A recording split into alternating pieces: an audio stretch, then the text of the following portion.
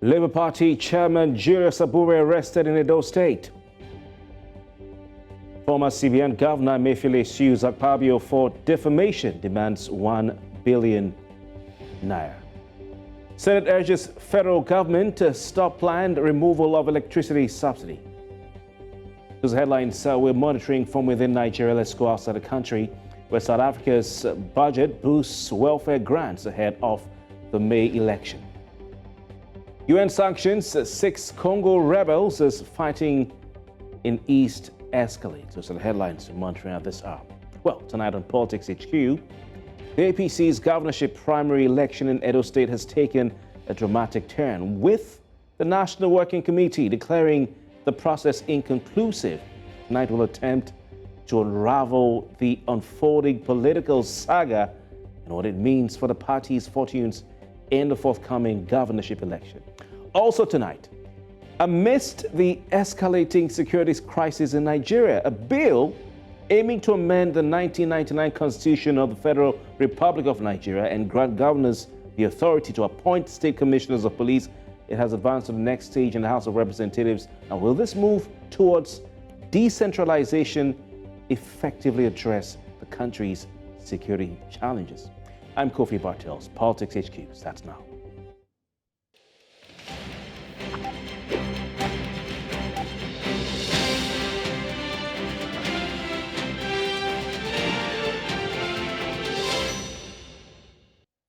You're welcome. The National Working Committee of the All Progressives Congress Nigeria's ruling party has announced that last Saturday's governorship primary election in Edo State, the controversial one, is inconclusive.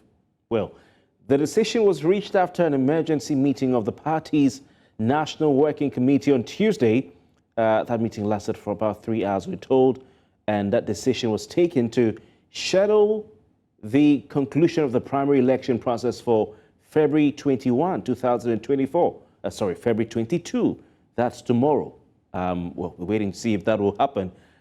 Recall that during the primary election, the local government returning officers led by Babatunde Ojo declared Anamero Dekeri, who is a serving member of Nigeria's House of Representatives, as the winner of the primary, effectively the candidate of the APC in the governorship election. However, the man who was appointed as chairman of the primary election committee, Imo State Governor Hope Uzodinma, declared another federal lawmaker, Dennis Idahosa, as a winner. And the returning officer of the exercise, we're told, but some say he's just a member of the primary committee, Stanley Ugboaja, declared Senator Monday Okpebolo as winner of that primary. Now, all three winners have demanded that the National Working Committee of the APC issue them a certificate of return. We want to understand what's going on in Edo State. We want to also welcome our guest tonight. John Pedro Obaseki is a public affairs analyst. He is in Edo State, Nigeria. Don Pedro Obaseki, good evening to you. Thank you so very kindly for your time tonight. Thank you for having me. I'm happy to be here. All right. All right. Do you have any links, family or otherwise, to Gordon Obaseki? Yes. I think my link with the sitting governor is in the public domain. He's my eldest brother. Okay, your elder brother. Yeah. Okay, fantastic. Just that full disclosure, so our listeners can be aware before we go on. But of course, you're here as an impartial public affairs analyst, and we know that you do justice to the issues at play. What are your thoughts? What are your thoughts, Don Pedro Obaseki, on the decision by the National Working Committee of the All Progressives Congress to try and sort out this confusing situation by declaring the Edo primary, governorship primary, inconclusive? I think that was a very smart political move. Smart in the sense that the entire polity in Edo State has been wondering, what is wrong with the APC? You have a party in power that seems to be battling very existential problems. And then you have a one-off election, an off-season election in Edo State, in a state that basically, my name is Don Pedro, Dr. Pedro Obaseki, not John. Sorry. Sincere apologies for that. We'll fix it. Sorry. No, it's okay. It's okay. It's okay. I understand. So I think if I've also been in the maybe highest echelons of political campaigns within the country. I was the immediate the director of strategy for one of the major presidential parties, campaign councils. So I understand that that was the best they could have done in the ensuing circumstance. Everybody in Benin, I'm here in Benin, I've been wondering if maybe the APC are going to play roulette and we have three different aspirants claiming to be the bona fide candidate in an election that took place like last Saturday. So they've just been a laughingstock up to today. So I think, taking into consideration the monumental stuff that may be at stake, this was just the best way out. Moreover, the window for them to arrest this development is just 24th by law. By the 24th of February, the year of our Lord 2024, all the political parties must have concluded their primaries. So the window is quite tight. So I'm even wondering, what if there are fallouts based on what may come out tomorrow if they do hold that primary? How are they going to address or assess appeals? What is the window that they have to make sure that their party is together going into the election? So I do believe that maybe it was the best option taking into consideration the ensuing circumstance. Quite a very important and interesting, questions you've asked there, and I'm hoping you can help us answer those questions tonight. But Don Pedro Basaki, details are quite sketchy. Yes. When Felix Moka, National Publicity Secretary of the APC, spoke to the press, he didn't really give too much out after the National Working Committee meeting. But how do you perceive that conclusion, as they call it, for the primaries will be conducted tomorrow, as the party says it intends to, bearing in mind the situation the party has on its hands? They have to. It's a catch-22. It's damned you do, damned you don't. So they have to. I don't think anybody within the larger Edo polity was instrumental to the play of a comedy of errors that happened last Saturday. When I saw the name, sorry, I'm a little sociological here. When I saw the name of Governor Hope Uzodinma, a man who within the Nigerian political space do not seem to have lived up to the billing of his first name, I laughed because I knew something was going to happen. It's like the proverbial tale of the tortoise, who is always the mudslinger in every bad African tale. So that is what Hope Uzodinma is. So when you have a situation, we all saw it in Benin, we were all here. We heard when the guns started raining down, not too far away from my own personal residence, and seeing hordes of thugs and gun-wielding men, running amok and taking off with ballot boxes, as they so said. I said, here we go again. That is what you get when you have a band of marauders. Where we have in Nigeria, the worst of us continue to lord it over the best and the rest of us. So I think whether the APC likes it or not, they will have to put their house in order. Because right now, from what is going down, all the sides involved are crying foul. The rest who have been declared, we have 3 claimants to 1 ticket. So if you have a working committee, a national working committee that seems to have its house in order, that is the best. Of the very terrible alternative. Interesting. You have to understand. That I want to point out here, just to bring an update. But I love how you describe. I was just here laughing. You described Hope Uzodinma as a tortoise, proverbial tortoise of Nigeria politics.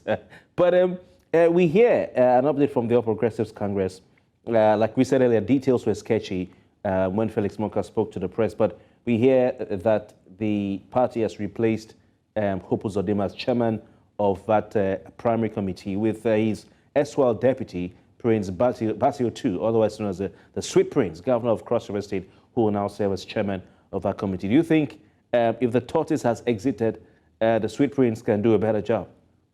I hope the tortoise has not been replaced by the hare.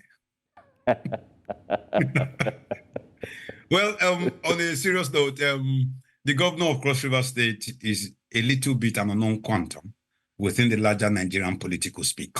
So maybe you have to give everybody the benefit of the doubt. What Shakespeare says that there is no act yet to tell the mind's construction on the face. So I will not be here sitting and passing judgment on a man I know a little or nothing about. But the simple hope is very simple. When you are watching CSI New York or all those FBI movies, there's what they call profiling. Or in literature, there is what we call contest question. Who said, who I said, where was it said, when was it said, and who said what? And you use that to build a character trait. And we have a man who, for the first time in the history, not just of Nigeria, not just of West Africa, not just of Africa or the world, who came out fourth in an election, being declared governor of a state. Until today, we've still not seen the Supreme Court judgment that tried to tell us how or why that judgment was so done. So, and every other thing that Hope has put his hands in ever since has ended up in abysmal hopelessness. So it's understandable. So when I saw the name, I was laughing. Okay. Now, this is a very simple issue.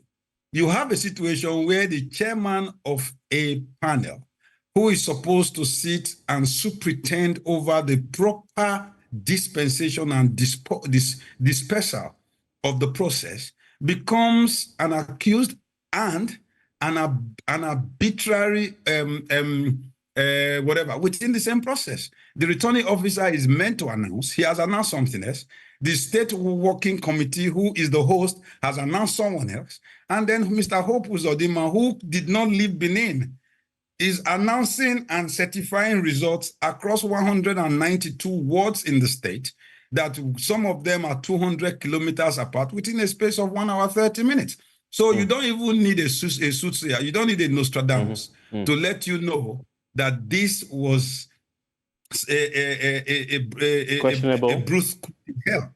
So I believe that all the others will be happy that someone that they may be comfortable. I'm sure they must have been consulted and say, okay, do you accept this guy? Do you accept this guy? Everybody has to accept that this man or this man coming in must be an umpire that may not be tainted. Okay, Don Pedro, interesting, analysis there from you. Very interesting indeed. But how will this, conclusion be done? Are they going to, is the party going to say, okay, let's count the votes again? I don't even know where the result sheets are. Are they going to hold the primaries again? Are they going to do a consensus candidate? What do you perceive? Because it's, like you said, a catch-22 situation, but it's also still confusing. We don't know. I have never heard of something like this in Nigeria politics. I've heard of inconclusive elections, but for party primaries, no. Maybe it's not the first time.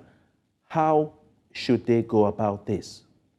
Okay, for the sake of propriety, if I was in their party, which to the grace of God I am not, I would have advised them to let everybody run, because the elections are being held at different areas at one and the same time.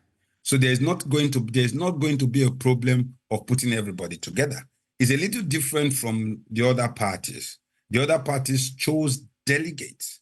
So the delegates are known and numbered. I know that the Labour Party has about 300 and something delegates. The PDP has 3 ad hoc delegates per ward. So it's easy for you to say, okay, 192 was times 3, or the other one, 192 was times 2. But the APC chose direct primaries. That is, anyone who is a card-holding member of the party is eligible to vote for its candidate. So, and the elections from what happened in the last weeks, that was not last week now, just last Saturday's election, was that they all went to their party office within their precinct, within their wards. So you just have a motley of people. We even saw some very funny, comic, almost near clownish videos, like a secondary school cantata, and you are hearing them counting 1, 2, 3, 4, 20, 51. Then the next person is 100, the next person is 500. So that is where you get 40,000 votes for one person in one look in a party primaries, where those holding the registered cards within the party is not up to half of that figure. All right. It's crazy. It's like you declare almost a quarter of the total votes that come out of a normal gubernatorial election has been won by one person in a party primary that does not have a quarter of that number so declared. Quite interesting, Don Pedro. Sorry to interject here, but I want us to look at today's, interesting developments. And some of us predicted that the Labour Party will continue from where APC left off, and they are indeed not failing to disappoint. We've heard, of course, Julius Abure, national chairman of the Labour Party, who's had to face some allegations of financial misappropriation in recent days, was forcefully arrested by some police officers. And we hear there is some sort of a petition against him from a certain youth leader, comrade Eragbe Anselm Afimia, who we've had on News Central some time ago. What are your thoughts on this? Do you see a subtle pseudo battle of sorts for control of the primary and eventually the outcome of that primary at play here? You see, all of us in Benin and Edo State, we are like a close-knit family. So all of us know what is going down. We talk to each other and we know what is happening to each other. Whether we like it or not, even prior to the 2023 presidential election in Nigeria, I think the chairman of the Labour Party has been making and hogging the headlines, albeit for all the wrong reasons. And it now calls to question the veracity of claim that this is a party that is different from all the other parties. In the last 1 year, Mr. Abure has moved from one litigation to another, one accusation to another. One has been accused of, in fact, I saw the court judgment accusing him and actually removing him as the chairman, as it were, from the Labour Party. I've seen the one that accused him of falsifying signatories, of forging signatories, not just of to INEC, to change candidates. We've seen the ones where Don Pedro, bearing in mind these allegations, what are your thoughts on this current one? Because this is a petition. No, this current one, I think this current one is a case of elemental battery, and I think this has been on since December last year. That's why I said we are all in a close-knit. I know Anselm. You mean Anselm Eragbe, I know him, and he's been on this for quite a while. And the videos that were, maybe you don't have those videos. All of us who are in Edo State, we have the video, not this one you're showing, the videos of the young man being assaulted, recorded openly. That's are you talking about Abure or Anselm? Anselm. Okay. It was just before Christmas, and it was the viral video in Edo State about 2 months ago. He was stripped naked in public in front of everybody and beaten up by sets of do you think but what are your thoughts on the manner in which Abure was arrested? Because someone could argue that the police cannot act in such a manner for anybody who is a suspect in any situation. He was dragged. We saw him being dragged. He was put on the floor. We saw some blows flying. He was taken in an unmarked car. Some of the police officers went in a Gestapo style. Now police, we sabi them. Some not even in proper uniform. What's going on here? I have been a victim of this kind of elemental brigadage by the Nigerian police. In Nigerian police, the only time the police is your friend in this country is on the sticker that they write the police is your friend in their stations.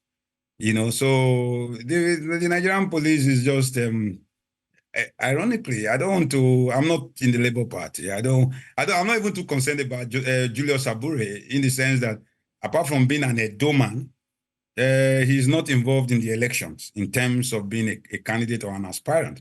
So what the police did while being recorded is pitiable and must be condemned. All right. But that does not in any way mean that, I'm sure, you see, let me be frank with you. If the police come to Pedro and ask that I'm being invited, as a gentleman, I will go with them. I don't think the police, they say when in passing judgment, always put yourself in the position of the man on fire. Okay. I don't think the police would drag him if he was willing to follow them. Okay. All right. Thank you very much. We have to leave it at that. Don Pedro Vasky, Public Affairs Analyst. Maybe next time we'll have time to talk about the People's Democratic Party. I will be very much at home there. All right. Thank you very kindly for your time tonight. We'll be right back with more on PHQ. Of course, we were talking about the very important issue ahead on our table, and that is the topic early advertised, state policing. Stay with us.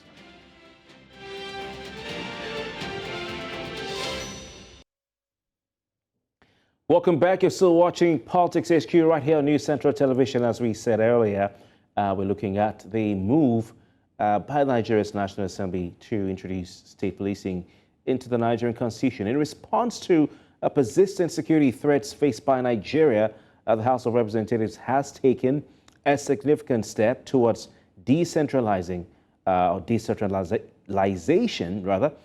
considering a bill to amend the 1999 Constitution of the Federal Republic of Nigeria, as amended. The proposed amendment will empower governors of Nigeria's 36 states to appoint the commissioners of police in their states. This potentially leading to the establishment of what many call state police forces. With the nation grappling with rising insecurity, this move seeks to address the limitations of the centralized Nigeria police force, which seem to be very glaring in combating threats such as banditry, kidnapping, and other violent crimes that Nigerians are having to grapple with today. Habib Haruna is the chief press secretary, to former governor of Lagos State, Akumi Ambode. He joins us live in the studio. Haruna, it's good to have you on the program tonight. Pleasure. All right, yeah, fantastic. Also joining us via a video link is Ambassador Melvin Eje. He's the executive director, Global Peace and Life Rescue Initiative, and he's also a security expert. He joins us from Plateau State. I believe should be probably just. Melvin, good evening to you, and thank you very kindly for your time tonight. Thank you for having me. All right, I want to start with you, Haruna. What is this what Nigeria needs at this time? Coming up with such an arrangement, an amendment to the Nigerian Constitution, or do we need to see our legislature looking at other things for now, looking at the urgency of the situation? What is more important than security? What is more important than people sleeping with their two eyes closed? What is more important than preventing people from being kidnapped, preventing terrorism, preventing banditry? Before now, there have been this cries against state police, and rightly too, that state governors will manipulate the process to suit their wisdom caprices. But with the upsurge in security, with the banditry, terrorism, general security across the land, so those arguments have been defeated by the new reality on ground, and which presupposes that stakeholders have to look beyond their selfish agendas, selfish interests. This is the time for state police. All right. The argument that the state governor will control them is not too paramount now. So this is what the National Assembly, the legislature should be looking absolutely, because they've come to the realization. All right. But there will be the upsurge in insecurity, right? Fueled by banditry, terrorism, kidnapping. There's nothing like being against state police, because policing needs to be centralized now. Melvin H., what are your thoughts on this? Because some people feel that this is not about the people, but this is about the politics and the politicians and what they want, contrary to what Haruna Industry has said. What do you think about this? Good evening, Nigerians. Let me first and foremost commend the Deputy Speaker of the House of Reps who initiated this bill ab initio. Initially, this bill is actually timely and it's actually very correct at this very point in time. I support the call for state police, but with some very, very with great reservations. I am afraid that Nigerians may have to battle with another round of state police, the organization being used against the opposition party. They have to battle another round of some governors who may want to abuse this very novel idea. Otherwise, the current reality on ground have necessitated that the current reality on ground call for an exclusive and comprehensive policing of Nigeria, which state police is one of them. However, like I said, I'm afraid. So I think what will happen, what should happen, I want the National Assembly to tighten this law where governors do not have the exclusive power to appoint or sack state commissioner of police. The appointment should be made from either the judiciary or state assembly, or it should be a collective idea from all the stakeholders. I do not agree that governors will interfere. There's some very selfish governors that will take political advantage of this state police and humiliate their opponents. Elections are coming. We know Nigerians. We know the character of which we are made up of. So my fear is how it's going to be administered. My fear is the command and control of the state police. Otherwise, it's a very noble idea. I think that's what we need in Nigeria now. All right. He has fears. You just heard him. What do you say to that? Yeah, I'm not in tune with what he said about the governor not appointing or sacking these CPs. As the chief security officer of the state, the governor has a duty and a function as prescribed by the Constitution, in line with this new law, to appoint. Since they are in charge of the state, they should appoint, but subject to the approval of the State of Assembly. You see this idea that they will control the police, I think we should just face the reality with time, because state police creation will be subjected to constitutional framework. You can't just operate in abeyance. You have to operate in line with the law. And the law will tell the stakeholders, the functionaries, how to operate. In other words, if the governors are messing up with the new law to pursue their political vendetta against passive political opponent, we go to court. All right. The laws will be there to take care of those things. Let's look at a framework to control that. Let's look at some of the provisions of this bill. For instance, they're talking about the establishment of what you call state police service commissions, distinct from the federal police service commission. Correct. With clearly defined roles and jurisdictions for them. Also, they're saying that when it comes to that appointment and removal of the CP, which we're talking about, it provides, amendment of the section of the Constitution provides for that the appointment of a state commissioner of police by the governor shall be on the recommendation of the Federal Police Service Commission. Correct. And then the State House of Assembly. So I want to come back to you, Melvin H. Do you think this is going to clip, the wings of the governors, or prevent rather any excesses? Melvin? All right, we'll come back to him. We seem to have lost him. But what do you think about that? Any excess or abuse? Because the ordinary perception, elementary perception is that, why? The governors will abuse it. But wait a minute. Have the governor abused the judiciary? The governor cannot. Are you sure? Are you sure we're not seeing judiciary abuse? There's a limit. There's a constitutional limit. The governor can appoint the judges. Because we hear about of NJC. How are you in politics? You know what's been going on. Absolutely no. They want to sugarcoat it. It's not something that they can easily control. You know what's been going on. My friend, we know. You know what's going on. No. You see, you can appoint. Should I give an example? Yeah, give me an example. Because you're saying, the governors have been, appointing the judiciary, and they have the State Judicial Service Commission, and all that. For instance, there was a case of Inibe, a human rights lawyer who has been critical of the state government. And also, that was when the former governor was Adom Emmanuel. Also, there was a journalist there who has been critical, covering activities, and he was taken to court. And what happened? You know what happened? You know what happened? What happened? The chief judge of the state Yes. appointed herself as what do you call Yes. it, the trial judge, even when there were applications for her to recuse herself because of the fact that she had a link with the governor in terms of appointment. The rest is history. Now, I do not know, but these are allegations that are unfounded. But can you sit here and say that state governors don't have influence, extensive influence on the judiciary in their state judiciary? If you read this thing very well, the provisions of this law that is taking place at the National Assembly, they are aware, consciously aware of the fact that this law can be abused by desperate governors. And that is why we have things on ground to safeguard it, to safeguard it. The constitutional framework, the Police Service Commission in Abuja, we caution any state police commission that is trying to overdo their functions, their work. Just like as I said, in judiciary, the government cannot just appoint judges. It's subject to the approval of NJC.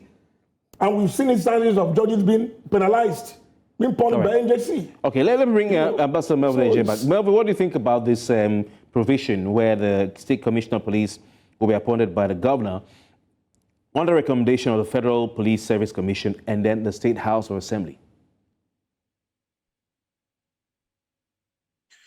Well, I think if that is properly strengthened and becomes a matter of law, and we have a little confidence, but up to today, just like Riley said, NJC still approved the recommendation of the. I don't know how the judiciary made the appointment, but I think up to today, the NJC is still responsible for making a recommendation, or the state government made a recommendation to the NJC for judges to be appointed. But yeah, some of these judges are actually tools in the hand of this governor. While I must admit that there are very responsible governors who will not play politics with the state police, they will only use them for security purposes. We have some very responsible governors. I'm sorry, with due respect, my sincere apologies. Some governors who are actually do not care about what happened to their people. Some governors who do not really care about how the people feel. They are still going to use the state police as their babies. They are going to use them as their tout. I'm assuring you of this right now in Nigeria. If it comes to pass, we are going to see it. I'm also careful about the funding. How are some of the governors who can pay salaries fund this state police? How are they going to buy heavy equipment? Our nation's equipment for security are very expensive. Where are they going to raise the funding from to take care of this state police? That's another fear. We're going to have a situation whereby our governors who can pay salary will starve their state police of salaries. That will also cause more problem. Why don't you strengthen the federal police? Why don't you improve the federal police? Why don't you close all the gaps? Why don't you work so hard and strengthen our armed forces, strengthen the current existing security structure? That's my fear. Otherwise, the current Nigerian situation calls for drastic action to end insecurity, because insecurity is one of the major problems we have today. But will some of our governors be responsible? That is a question for determination. Even if the Police Service Commission make recommendation or they recommend to them, whichever way it goes, they are still going to be tools in the hand of the governor, because the law says the governor can appoint and fire. So if he doesn't dance to his tune, he will fire him at every point in time. And they know that. Can any commissioner of police in the state refuse to take? Can any commissioner of Ministry of the Governor refuse to take direction from the governor? The answer is no. They are just going to be like every other commissioner in the state. So I'm afraid for this country if that scale true. For me, there should be proper framework. There should be proper arrangement. Melvin, just to point out that one of the it's a noble idea. Just to point out that one of the provisions of this bill amendment of the Constitution is that they've seen that they recognize there may be financial challenges with state governments being able to fund the state police, and they have a provision that for the federal government to provide some sort of financial support in the form of grants and aid, subject to approval by the National Assembly. So you will probably be seeing that in the national budget every year, the annual budget. What do you think about that? Have we finished funding our federal security agencies as it stands today? Have we finished funding the state security agencies? The answer is no. The armed forces is not doing too well in terms of funding. The police, federal police is not doing funding. So we are going to add another burden of several millions or thousands of Nigerians, or even not millions of Nigerians, to the current overstretched budget of federal government again. I think that's not very wise at this point in time. We are grappling with so many issues. Yes, the insecurity is a problem, but I believe we can solve the current problem with the crop of security we have if it's properly strengthened. if they are properly trained, if we have proper logistics. So putting another financial body in the federal government, I don't think is wise at this point in time. All right. Probably some states are going through a lot and cannot fund state police. That's one of my fear. Okay, interesting. We'll be right back. Let's go for a quick commercial. Stay with us.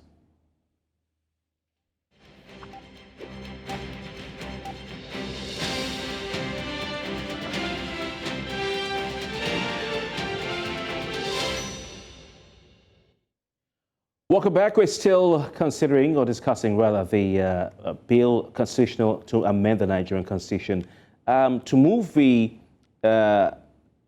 police, the word police, from the exclusive list to the concurrent list. And of course, when that is done, of course, we're going to see the empowerment of state governors across Nigeria to establish what will be called state police forces. Looking at the pros and cons of that, advantages and disadvantages, the prospects, and what that may do or portend for the security of Africa's most populous nation. Our guest tonight, Chief Press Secretary to the former Governor of Lagos State, Akinwumi Ambode, is Habib Haruna. And of course, joining us via video link, Ambassador Melvin Ejay, Executive Director of Global Peace and Life Rescue Initiative. He's also a security expert. Gentlemen, let's look at some more amendments to the relevant sections of the Constitution. For instance, apart from the financial provision there, where we might see it part of the federal budget, when it comes to the removal of the CP, whilst the state governor can appoint the chief, the commissioner of police, subject to the approval of the House of Assembly and the Federal Police Service Commission, the CP can only be removed, this is what is being proposed, by the governor on the recommendation of the Federal Police Service Commission, subject to 2/3 majority vote at the State House Assembly. What do you think about this, Haruna? Because it seems to be harder for the governor to remove that is a very the strong. That is a strong one. You know, I think the mindset of the fact that these things can be manipulated, can be abused by the man in power. Some people are very funny; they can just act on their impulses. So this kind of provision is a counter to what the man in jaws is worried that no, these things, we are already making provisions to safeguard the misuse, the abuse of these things. I think state police is an idea whose time has come. Because of the fact that, one, we don't have enough police in Nigeria. Nigeria is moving to a much more modern society. The amount of police that are being used by the so-called VIPs is making policing more difficult at the local level. So there is a need, therefore, like any federal system of government in the world, for us to have a decentralized police force, right, that will cater for the various units in the polity. Let me take Melvin. So, Melvin, what do you think about this? This provision that may make it more difficult for the governor to sack or remove the CP than to appoint him? Well intended, very good provision, but you and I know that some of our House of Assembly are rubber stamps. You know that for a governor to get to third is a matter of calling them to his house and give them shares or envelope, so Ghana must go for them. And that'll be it. So, but the recommendation from Federal Police Service Commission, that's a good one. But the House of Assembly, you and I know most of our House of Assembly are rubber stamps. So I still think very well that the desperation of some politicians we have in Nigeria, it will make the state police work. It's a very commendable idea. Yes, it's an idea whose time is supposed to have come, but I'm actually looking at the problem because of my experience in security. They are going to be used as talks. They are going to be used as people as political witch hunter who witch hunt their enemies. I think we must consult very widely. We should also let's work towards strengthening the existing police establishment. Let's work towards doing something different than creating state police. It's going to create more problem for us. One, the funding of the state police will not be easy. It will not be easy. We may just be adding another problem to Nigeria. I do not agree, and I don't think it's proper at this very point in time. Yes. Let me just remind my friend that over the years, the state governors have been responsible largely for funding the police in terms of equipment, in terms of renominations, in terms of making sure they operate in a very tidy way. For example, when I was with my boss was the governor of Lagos State, There what is called Security Trust Fund, set up by the former governor, then Fashola. You know, the state governor, state and state government were largely responsible for funding the police till tomorrow. So the idea of where they get the money from does not even exist. It happens because already they've been doing it. It happens in several states. In many states in Nigeria. Where they rely for vehicles. Yes, you give them vehicles, armored vehicles, hundreds of bikes, walkie-talkies, even salary. They pay them salary. And if any one of them die in service, they be compensated. So most of the trucks and vehicles the police use in Lagos State, in most of the states. So it's only natural. What we are saying is nice, a natural thing. The issue of funding does not even arise. Because they've been doing it. Melvin, have you changed your mind? They've been doing it. No, I've not. let me also remind my brother as he's speaking from Lagos State, and I think most states his sentiment. The Lagos State government over time have been very responsible in dealing with the issue of security, especially in funding the police work because of the nature of crime and the issue of security in Lagos State. I must commend the Lagos State Lagos State government. They have been very wonderful. But my brother, let me shock you. That doesn't happen everywhere. It happened in less than 10 states in Nigeria. The state where I live, graciously, the governor of Plateau State is a very responsible governor and have been doing so much in this regard. He has in the last 8 years, police force and other community, I know how it is good. But how many of these responsible governors do we have in Nigeria? Okay, Governor of Benin is also trying because I saw him donating equipment and also taking care of police force lately. But how many of these governors do these things? You are speaking about Lagos State. Lagos State is a state with a lot of revenue, they have a lot of resources, and can take care of its internal security. They can even afford to fund federal security and without. But several states don't even do it. Apart from these vehicles that some of them buy, and some of them buy these vehicles because they want to inflate contracts. Some of them buy these vehicles because they want to just cash out money from them, not really because they want to support our security. And beyond buying this vehicle, they don't do any other thing. Policing the state is beyond buying vehicle. I must comment some of them. Like I said, the governor of Plateau State goes beyond buying vehicle, goes beyond buying technology for them. The governor of Plateau State is bothered about their welfare. Put them on constant allowances to enable them work effectively. So I think if we get responsible government that can begin to talk from here. But election will come and go, politicians will use them, then other governors will come, with which we don't even know their character. So I'm afraid for state police. All right, very quickly, I want to ask gentlemen how the state police and federal police will coexist. Because if we're going to call the head of the state police force a commissioner of police, then what happens to the federal police representative in the state? Because the federal police will still be there. In fact, the proposed legislation, section 214 of the Constitution, is altered to distinguish between the federal and state police, but it will still exist side by side. Because they say in this alteration, the federal police shall be responsible for the maintenance of public security, preservation of public order, and security of persons and property throughout the federation. So how are they going to exist? You know, I like this idea of state police because it will help the system, particularly our federal structure. You know, there is residual, there is concurrent, and there is exclusive, as defined by the Constitution. You know, their functions are defined by the Constitution, so there is no clash. So and the law is there. You have two CPs in the state. No. In the state, there's one CP appointed by the state governor, subjected to the rules and control of the Police Service Commission. So who had the federal police in the state? In the state? No. There can't be federal police in the state when there is state police. No, but it says the federal police can maintain law and order throughout the federation. No. It will be clear because their functions will be But that's what he says. Because I don't think how they will function together. Because in the state, there is a chief judge. All right. We have to go. There's a chief judge. There can't be chief justice in the state. Chief justice is only in Abuja. We have to go. I would like to thank all of you for your time tonight. We've had former Chief Press Secretary to the former Governor of Lagos State, Akinwumi Ambode, Habib Haruna, right here in the studio. Habib, thank you for your time tonight. My pleasure. And also Ambassador Melvin AJ, who joined us via video link from Plateau State. He's a security expert and Executive Director, Global Peace and Life Rescue Initiative. Melvin, thank you so very kindly for your time tonight. Thank you for having me. All right, and that's the size of a package. Politics HQ returns tomorrow with more conversations on the latest in Nigerian politics. My name is Kofi Bartels. Good night.